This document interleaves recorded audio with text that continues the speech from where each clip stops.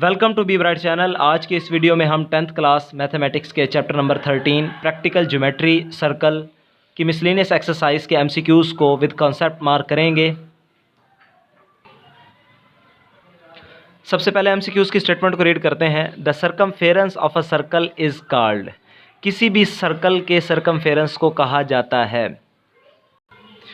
यहाँ पर मैंने एक सर्कल को ड्रा किया है, ये इसका सेंटर पॉइंट O है। सर्कल की जो हमारे पास ये जो आउटर लाइन जिसको हम बाउंड्री भी कह सकते हैं, ये उसका सर्कमफेरेंस है। सर्कमफेरेंस का दूसरा नाम जो है वो हम उसकी बाउंड्री भी कह सकते हैं। तो इस लिहाज से जो इसका राइट आंसर बनेगा हमारे पास वो ऑप्शन C हमारे पास होगा, जिसको आप मार्क करेंगे बाउंड्री। सेकेंड एमसीक्यूज हमारे पास है a line intersecting a circle is called. यहाँ पर वो ये कहता है कि एक ऐसी लाइन जो कि सर्कल को इंटरसेक्ट करती है, कट करती है, इज़ कॉल्ड। अब जैसे कि यहाँ पर फर्स्ट एमसीक्यूज़ के अंदर हमने देखा था, ये सर्कल हमने ड्रा किया था, एक ऐसी लाइन सेगमेंट जो कि सर्कल के सेंटर से पास हो, इसको हम कहते हैं डायमीटर। जबकि ये हमारे पास सर्कल के दोनों ही जो एजेस हैं उनको टच कर रही है, यानी बाउंड्री को यानी जो है वो टच कर रही है। इसी तरीके से एक और लाइन सेगमेंट भी हम ड्रा करते हैं इस तरह से, जो कि दोनों जो हमारे पास सर्कल के जो बाउंड्री पॉइंट्स हैं उनको टच कर रही है। लेकिन इसमें और इसमें फ़र्क ये है कि ये हमारे पास डायमीटर कहलाता है, जबकि ये हमारे पास जो होगा इसको हम कहेंगे कॉर्ड। तो डायमीटर और कॉर्ड में क्या फ़र्क है? डायमीटर यानी वो लाइन सेगमेंट जो कि सर्कल के सेंटर से पास करता है और इसकी बाउंड्री को दोनों तरफ से जो है वो टच करता है। इसी तरीके से जो कॉर्ड हमारे पास है वो भी सर्कल की बाउंड्री को टच करता है, लेकिन वो सर्कल के सेंटर से पास नहीं करता।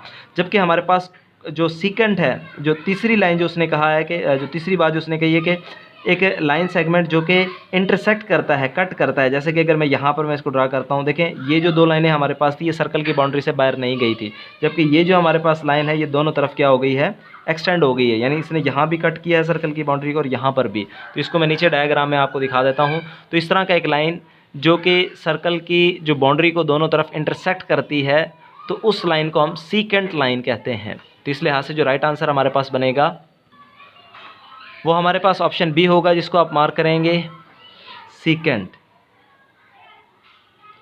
उसके बाद थर्ड एमसीक्यूज हमारे पास है the portion of a circle between two radii.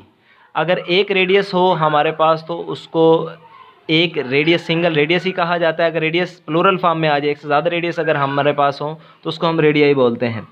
And an arc is called. अब हमारे पास जो है वो ये कहता है कि एक आर्क और दो रेडियाई के दरमियान जो स्पेस हमारे पास होती है उस जगह को हम क्या कहते हैं, उस पोर्शन को, इस इलाका को क्या कहा जाता है। अब यहाँ पर मैंने एक डायग्राम को ड्रा किया है। इसके अंदर हमारे पास दो रेडियाई हमारे पास हैं, दो रेडियस हमारे पास हैं, और ये उनसे रेलेवेंट जो है वो हमारे पास क्रॉसपोंडिंग आर्क है। ठीक है, अब इनके दरमियान का जो ये एरिया हमारे पास है इसको हम कह सकते हैं उसका सेक्टर कहते हैं। तो दो रेडियाई और आर्क के दरमियान जो ये जो जिसको मैंने शेड किया है ये एरिया हमारे पास कहलाता है, ये पोर्शन कहलाता है सेक्टर ऑफ सर्कल। तो इसका राइट आंसर जो हमारे पास होगा ऑप्शन A होगा, जिसको आप मार्क करेंगे सेक्टर। उसके बाद फोर्थ एमसीक्यूज हमारे पास है angle inscribed in a semi circle is. अब यहाँ पर वो ये कहता है कि एक हमारे पास इंस्क्राइब्ड एंगल है जो कि एक सेमी सर्कल के अंदर वो कितना होगा। तो इसमें जो रिलेटेड टर्म्स हमारे पास आ गई हैं, एक तो हमारे पास इंस्क्राइब्ड एंगल आ गया और एक सेमी सर्कल आ गया। तो पहले हम इसको ज़रा देख लेते हैं, उसके बाद हम समझते हैं कि एक इंस्क्राइब्ड एंगल जो है वो सेमी सर्कल के अंदर कितना होता है।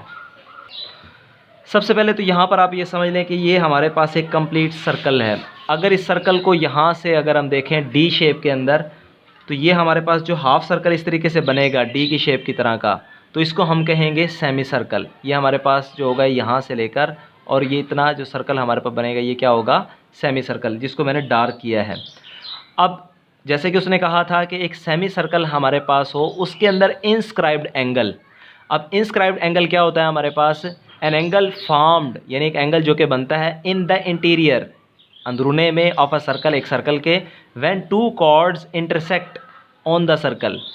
यानी एक ऐसा एंगल जो कि सर्कल के अंदर जब टू कॉर्ड्स, जैसे कि एक कॉर्ड हमारे पास ये है और एक कॉर्ड हमारे पास ये है, ये दो कॉर्ड अगर हमारे पास इंटरसेक्ट करते हैं जिस पॉइंट के ऊपर, तो जितना एंगल वहाँ पर बनेगा वो एक इंस्क्राइब्ड एंगल होगा। तो ये इंस्क्राइब्ड भी यहाँ पर हमें समझ में आ गया इंस्क्राइब्ड एंगल क्या चीज़ होती है। तो यहाँ पर वो कहता है कि एक सेमी सर्कल के अंदर एक इंस्क्राइब्ड एंगल कितना बनता है। तो आपने ये चीज़ ध्यान में रखनी है। तो वो बनता है हमारे पास, क्योंकि दोनों जो हमारे पास कॉर्ड हैं ये 90 डिग्री के ऊपर एक दूसरे को इंटरसेक्ट करते हैं इस पॉइंट पर। तो यहाँ पर हमारे पास जो एंगल बनेगा वो 90 डिग्री बनेगा। और अगर हम ये हमारे पास है डिग्री के अंदर, अगर हम इसको देखना चाहें रेडियन के अंदर, जो कि MCQs हमारे पास जो ऑप्शन है इसके वो रेडियन के अंदर गिवन है। तो एक पूरे कंप्लीट सर्कल के अंदर जो है वो 2 पाई रेडियन होते हैं, 2 पाई रेडियन होते हैं। तो एक हाफ सर्कल के अंदर कितने होंगे, इसको 2 से डिवाइड कर देंगे तो वो हमारे पास पूरे सर्कल की अगर देखें तो 2 पाई रेडियन, अगर हाफ सर्कल के देखेंगे तो कितना हो जाएगा पाई रेडियन, यानी इसका पूरा एंगल जो हमारे पास बनेगा वो पाई रेडियन होगा। और अगर हम पाई रेडियन जो है वो कितने के इक्वल होता है, ऑलमोस्ट जो है वो 180 डिग्री के इक्वल होता है।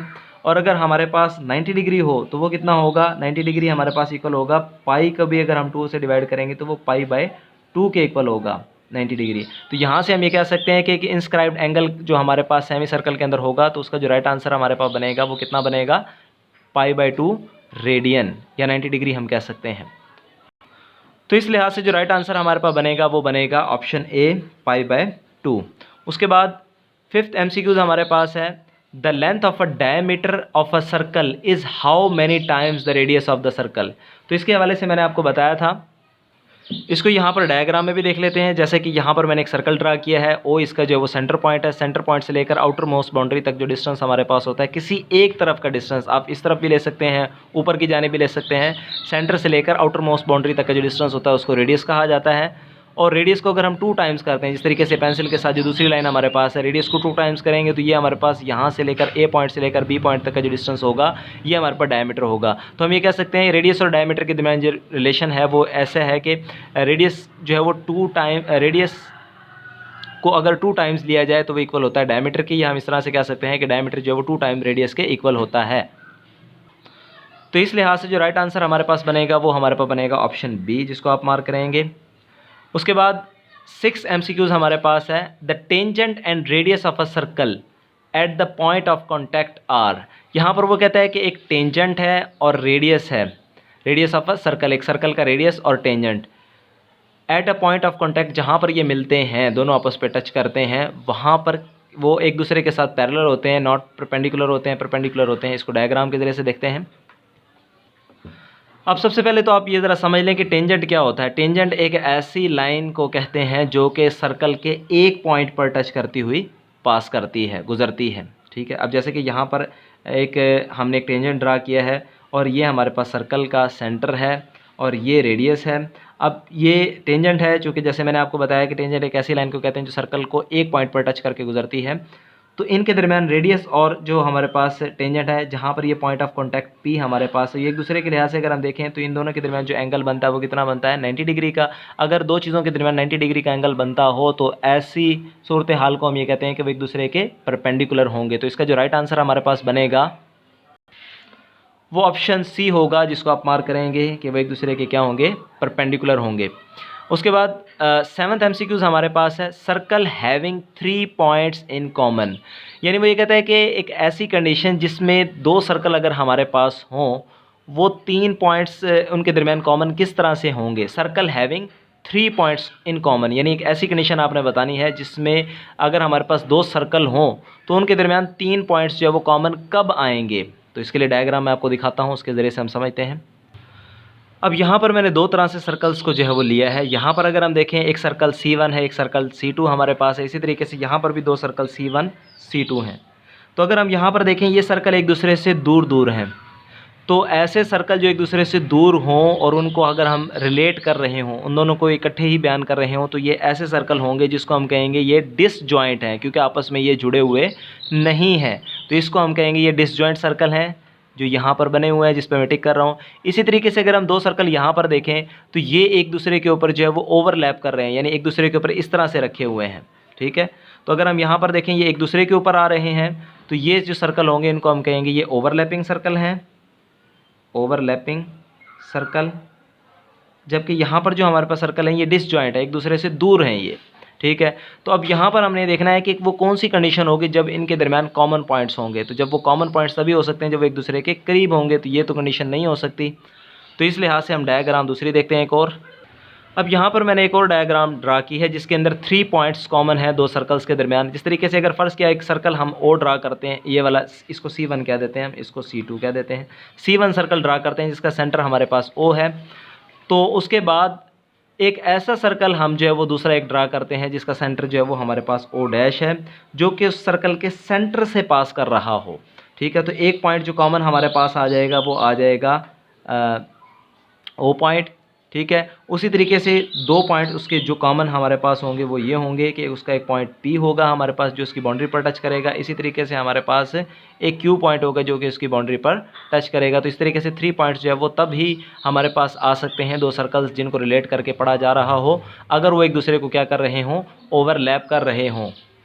तो इस तरह इसका जो राइट आंसर हमारे पास बनेगा वो ऑप्शन ए बनेगा, ओवरलैपिंग। उसके बाद 8th MCQs हमारे पास है, if 2 circles touch each other. यहाँ पर वो कहता है कि 2 सर्कल एक दूसरे को टच कर रहे हों, their centres and point of contact are. अगर 2 सर्कल जो हैं वो टच कर रहे हों एक दूसरे को, तो उनका जो सेंटर है और जो पॉइंट ऑफ कॉन्टैक्ट है वो क्या होंगे एक दूसरे के लिहाज से। तो इसको हम ज़रा देख लेते हैं डायग्राम की मदद से। अब डायग्राम के लिहाज से अगर हम देखें तो सर्कल जो है वो 2 कंडीशन ऐसे हो सकती हैं जब वो एक दूसरे को टच कर सकते हैं।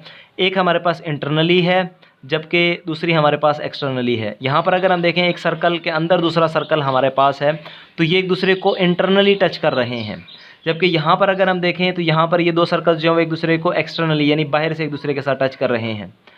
तो अब सर्कल चाहे इंटरनली टच करें या एक्सटर्नली टच करें तो उनका जो पॉइंट ऑफ कांटेक्ट है, जैसे कि ये पॉइंट P इसका पॉइंट ऑफ कांटेक्ट है इस सर्कल के केस में, और इसके केस में अगर हम देखें तो यहाँ पर ये पॉइंट ऑफ C हमारे पास कांटेक्ट पॉइंट है, तो ये उनके सेंटर हैं पॉइंट O डैश। इसी तरीके से यहाँ पर भी और O डैश हमारे पास है। तो अगर हम एक और से देखें तो जो इनका पॉइंट ऑफ कांटेक्ट यहाँ पर हो, यानी इंटरनली कंडीशन में हो या एक्सटर्नली कंडीशन में हो, तो वो एक दूसरे के क्या होते हैं, कोलिनियर होते हैं। एक ही लाइन के अंदर ये दोनों चीज़ें होती हैं, पॉइंट ऑफ कांटेक्ट और सेंटर, पॉइंट ऑफ कांटेक्ट और सेंटर। इसी तरीके से यहाँ पर भी पॉइंट ऑफ कांटेक्ट हमारे पास और ये दोनों सेंटर हैं, ये एक ही लाइन के अंदर आते हैं।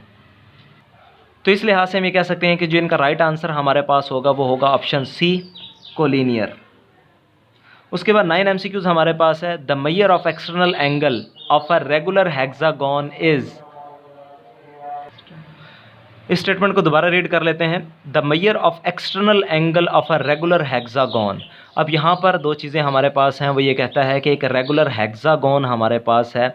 हेक्सागोन एक ऐसी डायग्राम को कहते हैं जिसकी हमारे पास 6 साइड हों, यानी 6 साइड वाली जो डायग्राम हमारे पास होगी उसको हेक्सागोन कहेंगे। एक रेगुलर हेक्सागोन हमारे पास है और उसका एक्सटर्नल एंगल जो है वो हमने बताना है, उसकी मेजरमेंट कितनी होगी।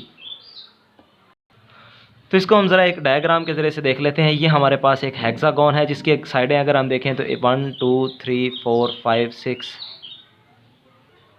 सॉरी ये तो ऑक्टागोन है हमारे पास। ये हमारे पास हेक्सागोन है जिसकी अगर हम साइड को गिने तो हमारे पास 6 इसकी साइड होंगी, 1 2 3 4 5 6। तो ऐसी हमारे पास एक बंद शक्ल जिसकी 6 साइड्स हों तो उसको हम हेक्सागोन कहते हैं। अब यहाँ पर हमें ये कहा गया है कि इसके एक्सटर्नल एंगल कितना होगा, जिसके यहाँ पर अंदर की तरफ बनेंगे ये इसके इंटरनल एंगल होंगे, जबकि जो बाहर की तरफ अगर हम परपेंडिकुलर ड्रा करके अगर हम देखें तो ये जो ए से रिप्रेजेंट किया गया है, जैसे कि यहाँ पर लिखा है ए रिप्रेजेंट्स एक्सटीरियर एंगल या एक्सटर्नल एंगल, तो ये एंगल की मेजरमेंट कितनी होगी। तो इसके हवाले से मैं आपको बताता चलूँ कि अगर हमारे पास हेक्सागोन हो, ऑक्टागोन हो, इस तरह की हमारे पास जो पॉलीगोन शक्ल हमारे पास होती हैं, उनकी अगर एक्सटर्नल एंगल को फाइंड आउट करना हो तो उसका फार्मूला हमारे पास यहाँ पर ये गिवन है, एक्सटीरियर एंगल का या एक्सटर्नल एंगल का 360 डिवाइडेड बाय हम n करेंगे। n से मुराद क्या होगा, जितनी नंबर ऑफ़ साइड उनकी होगी। अब यहाँ पर इससे रेलेवेंट एक और MCQs इसी चैप्टर के अंदर मौजूद है, तो वहाँ पर जो है वो एक्सटर्नल एंगल पूछा गया है हमसे ऑक्टागोन का जिसकी 8 साइड होती हैं, जबकि यहाँ पर हमसे पूछा गया है कि एक हेक्सागोन हमारे पास जिसकी 6 साइड्स होती हैं उसका एक्सटर्नल एंगल कितना होगा। तो इस लिहाज से अगर हम इस फार्मूले से देखें तो ये फार्मूला आपने ध्यान में रखना है, 360 डिवाइडेड बाय हम करेंगे क्योंकि इसकी 6 साइड्स हैं, n से डिवाइड करेंगे तो हमारे पास 6 आएगा, 6 6 36, तो यहाँ पर हमारे पास आएगा 60। तो इसका एक्सटर्नल एंगल जो हमारे पास एक रेगुलर हेक्सागोन होता है उसका एक्सटर्नल एंगल बनेगा 60। तो इसके लिए आपने जस्ट ये वाला फार्मूला ध्यान में रखना है, 360 डिवाइडेड बाय n। ये फार्मूला यूटिलाइज़ करते हुए आप उसके एक्सटर्नल एंगल को फाइंड आउट कर सकते हैं इजीली। तो इस लिहाज से अगर हम देखें तो हमारे पास जो एंगल निकला है वो 60 डिग्री बना है, जबकि अगर हम 60 डिग्री को अगर हम रेडियन में कन्वर्ट करें तो वो हमारे पास बनेगा π/3। वो किस तरह से, यहाँ पर हमारे पास एक सर्कल है। इस सर्कल के मुताबिक अगर हम देखें, एक सर्कल के अंदर अगर हम देखें तो डिग्री में हमारे पास होता है 360, जबकि रेडियन में अगर हम देखें तो वो इक्वल होता है 2 पाई रेडियन के इक्वल। तो इसी तरीके से एक सर्कल के 360 को अगर हम हाफ़ करें तो वो हमारे पास 180 बनेगा, और इधर भी अगर हम हाफ़ करें तो वो पाई बनेगा। अब यहाँ पर दोनों तरफ अगर हम 3 से डिवाइड करें तो हमारे पास यहाँ पर बनेगा 60, तो विच इज़ इक्वल टू किसके इक्वल आएगा हमारे पास पाई/3 के। तो इस तरह से हमारे पास जो राइट आंसर इसका बनेगा वो ऑप्शन ए होगा, जिसको आप मार्क करेंगे पाई/3। अब ये एमसीक्यूज़ जो हमारे पास नंबर 10 है, ये बहुत कंसेप्चुअल क्वेश्चन है, इसको आपने बहुत ज़्यादा ध्यान से समझना है। इसके ऊपर हो सकता है हमारा थोड़ा सा टाइम भी लग जाएगा, लेकिन ये है कि इंशाल्लाह आपको समझ में आएगा। यहाँ पर वो ये कहता है इफ़ द इन सेंटर, अब यहाँ पर एक टर्म हमारे पास इन सेंटर आ गया, एंड सरकम सेंटर, दूसरी टर्म हमारे पास ये आ गई circumcentre, of a triangle coincide, वो एक दूसरे के साथ मिलते हैं या एक जगह पर वाक़ होते हैं। द ट्राइंगल इज़, अब यहाँ पर दो चीज़ें हमारे पास हैं, एक तो हमारे पास इन सेंटर है और एक सरकम सेंटर है एक ट्राइंगल का, जो कि वो कोइंसाइड करते हैं, एक दूसरे के साथ मिल जाते हैं या एक ही पॉइंट पर वाक़ होते हैं। तो ट्राइंगल कौन सी होगी, ट्राइंगल आपने बतानी है।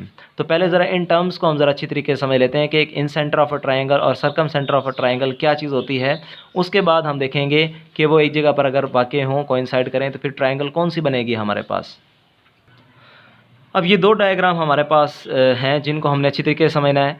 ये हमारे पास एक ट्रायंगल है, इसके यहाँ पर जो है वो हमने एंगल बाइसेक्टर को लिया है। जहाँ पर ये देखें हमने एंगल बाइसेक्टर को लिया है, ए पॉइंट पर भी, बी पॉइंट पर भी और सी पॉइंट पर भी, जहाँ पर इनके एंगल बाइसेक्ट कर रहे हैं। और एक पॉइंट यहाँ पर इसको हम मान लेते हैं कि ये पॉइंट ओ हमारे पास है। तो ये पॉइंट जिसके ऊपर ये इसके एंगल बाइसेक्टर आकर मीट करते हैं, तो इस पॉइंट को हम कहते हैं इन सेंटर। यानी वो पॉइंट जहाँ पर एंगल बाइसेक्टर आपस में आकर मिलते हैं उस पॉइंट को कहा जाता है इन सेंटर।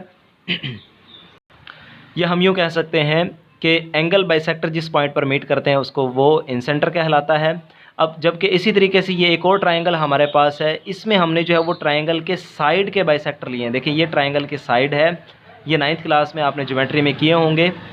ये हमारे पास ट्रायंगल के साइड के बाइसेक्टर हैं, जबकि वो एक पॉइंट के ऊपर जाकर मीट करते हैं। जब एक ट्रायंगल के साइड बाइसेक्टर किसी पॉइंट के ऊपर जाकर मीट करते हैं तो उसको हम कहते हैं सरकम सेंटर। तो उम्मीद है आपको ये दो पॉइंट्स जो है वो क्लियर हो चुके होंगे, इन सेंटर क्या चीज़ होती है और सरकम सेंटर क्या चीज़ होती है। अब अगर हम मान लें कि अगर किसी ट्रायंगल के इन सेंटर और सरकम सेंटर जो है वो एक ही पॉइंट के ऊपर मीट करता हो, तो वो डायग्राम, क्योंकि यहाँ पर ये वीडियो की लेंथ बहुत ज़्यादा हो जाती है तो इसलिए मैंने इसको सिर्फ इसकी डायग्राम को यहाँ पर जो है वो प्रिंट किया है। तो ये वो डायग्राम हमारे पास है जिसके अंदर इन सेंटर और सरकम सेंटर जो है वो एक पॉइंट जी के ऊपर मान लेते हैं कि वो यहाँ पर आकर मीट करते हैं। तो वो ट्रायंगल जो हमारे पास इस तरह से बनेगी, वो ट्रायंगल एक इक्विलेटरल ट्रायंगल होगी। जब इन सेंटर और सरकम सेंटर किसी भी ट्रायंगल के जो है वो एक पॉइंट के ऊपर मीट करते हैं, कोइंसाइड करते हैं, तो जो ट्रायंगल हमारे पास बनती है वो हमेशा कौन सी ट्रायंगल होती है, इक्विलेटरल ट्रायंगल होती है। तो इस लिहाज से जो आप राइट आंसर मार्क करेंगे, तो इस तरह से जो बनने वाली, जैसे कि मैंने आपको बताया है कि एक इक्विलेटरल ट्रायंगल होगी, तो इसके लिए आप मार्क करेंगे ऑप्शन सी को। उसके बाद 9 MCQs हमारे पास है, 11 MCQs हमारे पास है। The measure of external angle of a regular octagon is. अब यहाँ पर जैसे कि हमने इससे पहले MCQs नंबर 9 के अंदर देखा था कि एक हमारे पास रेगुलर हेक्सागोन थी जिसके 6 साइड्स थी, तो उसका एक्सटर्नल एंगल देखना था हमने। तो इसी तरीके से हमें अब यहाँ कहा गया है कि एक हमारे पास रेगुलर ऑक्टागोन हमारे पास है जिसका एक्सटर्नल एंगल हमने बताना है। तो इसको डायग्राम की मदद से देखते हैं। यहाँ पर हमारे पास एक ऑक्टागोन मौजूद है जिसकी 8 साइड्स हैं। जैसे कि मैंने आपको बताया था कि अगर एक्सटर्नल एंगल हमने फाइंड आउट करना हो तो उसका फार्मूला हमारे पास होता है 360 डिवाइड बाय n हम करेंगे। n से मुराद यहाँ पर नंबर ऑफ़ साइड्स हैं, जैसे कि हमारे पास यहाँ पर नंबर ऑफ़ साइड्स जो है वो ऑक्टागोन के अंदर 8 हैं। तो 8 से डिवाइड करेंगे, जब 8 से डिवाइड करेंगे तो हमारे पास आएगा 45। अब 45 यहाँ पर डिग्री में है, तो इसको रेडियन में जब हम चेंज करेंगे तो हमारे पास जो आंसर आएगा π/4 which is equal to 45 degree. तो आप इसको मार्क कर लेंगे ऑप्शन ए को। उसके बाद हमारे पास नंबर 12 MCQs है।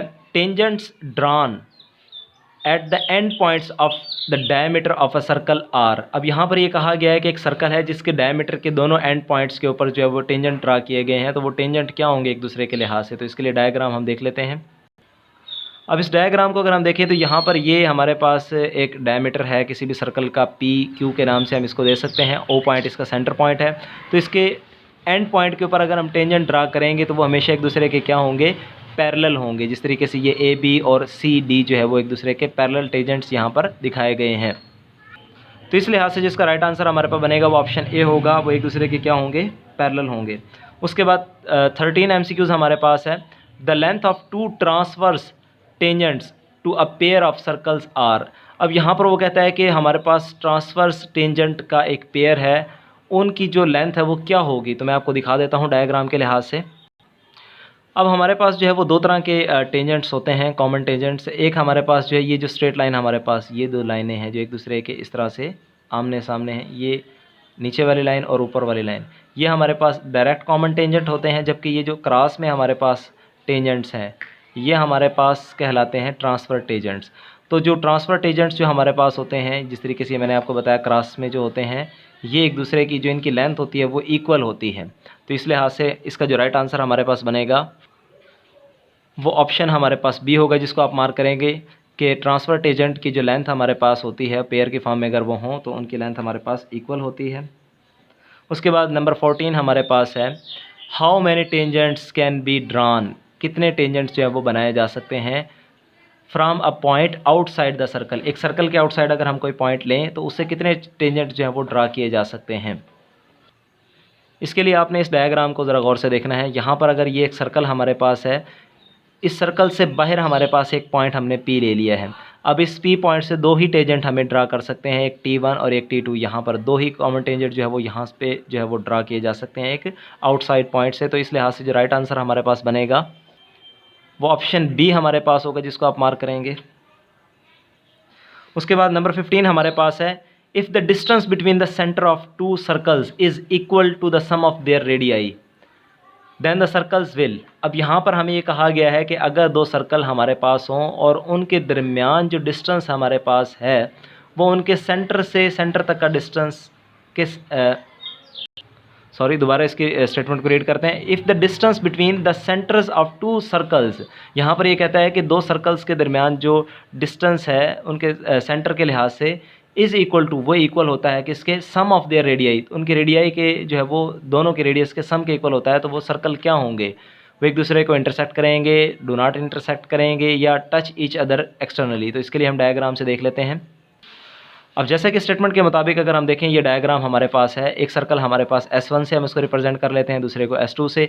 अब यहाँ पर अगर हम देखें ये दो सर्कल्स हमारे पास हैं जो एक दूसरे को एक्सटर्नली टच कर रहे हैं। तो यहाँ से लेकर यहाँ तक, ये A से लेकर यहाँ पॉइंट ऑफ कॉन्टैक्ट तक हमारे पास रेडियस 1 है और इसी तरीके से पॉइंट ऑफ कॉन्टैक्ट से लेकर B तक हमारे पास रेडियस 2 है। जैसा कि स्टेटमेंट में उसने कहा था कि उनके जो डिस्टेंस है सेंटर से सेंटर तक का उनके सम ऑफ रेडियाई के इक्वल है। तो वो किस तरह से होंगे, वो सर्कल एक दूसरे को एक्सटर्नली जो है वो टच कर रहे होंगे। तो इस लिहाज से जो राइट आंसर हमारे पास बनेगा वो ऑप्शन सी होगा, टच ईच अदर एक्सटर्नली। उसके बाद नंबर 16 MCQs हमारे पास है, if the two circles touch externally, touch is externally, एक दूसरे को वो एक्सटर्नली टच करते हैं, then the distance between their centre is equal to the. अब ये देखें ये MCQs बिल्कुल इसी के साथ रिलेट करता है कि यहाँ पर वो पूछता है कि उनका रेडियाई का जो सम है और उनके सेंटर के दरमियान जो डिस्टेंस है वो इक्वल है। तो वो किस तरह से सर्कल होंगे, जैसे कि हमने यहाँ पर बताया था कि वो एक दूसरे को एक्सटर्नली टच करेंगे। यहाँ पर वो ये कहता है कि अगर दो सर्कल जब एक्सटर्नली टच कर रहे हों तो उनके दरमियान जो डिस्टेंस होगा सेंटर के वो किसके इक्वल होगा, जैसे कि हमने यहाँ पर कहा था सम ऑफ देयर रेडियाई। तो यहाँ पर हम इसका ऑप्शन बी जो है वो मार्क करेंगे, सम ऑफ देयर रेडियाई के इक्वल होगा उनका दरमियान जो डिस्टेंस है।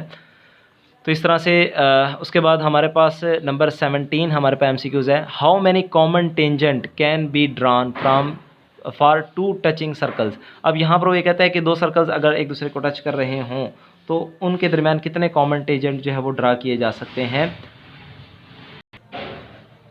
अब स्टेटमेंट के मुताबिक यहाँ पर हमने जो है वो दो सर्कल्स ड्रा किए हुए हैं जो कि एक दूसरे को टच कर रहे हैं। तो इनके दरमियान कितने कॉमन टेंजेंट जो है वो ड्रा किए जा सकते हैं। तो एक टेंजेंट हमारे पास जो वो सेंटर में ड्रा हो जाएगा, एक कॉमन टेंजेंट ये हमारे पास हो जाएगा। इसी तरीके से एक कॉमन टेंजेंट जो है वो हमारे पास यहाँ पर होगा, इसी तरीके से एक कॉमन टेंजेंट जो है वो हमारे पास यहाँ पर होगा। तो इस तरह से हम ये कह सकते हैं कि 3 कॉमन टेंजेंट जो है वो ड्रा किए जा सकते हैं कि अगर दो सर्कल एक दूसरे को टच कर रहे हों। तो इस लिहाज से जो राइट आंसर आप लगाएंगे वो लगाएंगे ऑप्शन बी को 3। उसके बाद नंबर 18 जो कि इस चैप्टर का लास्ट MCQs है, इसको आप मार्क करेंगे with concept. How many common tangents can be drawn for 2 disjoint circles. अब यहाँ पर ये कहा गया है कि 2 डिसजॉइंट सर्कल्स हमारे पास हैं, तो उनके दरमियान कितने जो है वो कॉमन टेंजेंट ड्रा किए जा सकते हैं। इसको डायग्राम की मदद से हम देखते हैं। अब जैसे कि यहाँ पर ये 2 सर्कल हमारे पास हैं C1 और C2। इससे पहले एक MCQs के अंदर मैंने आपको बताया था इस जगह पर कि हमारे पास 2 सर्कल यहाँ पर भी थे C1 और C2।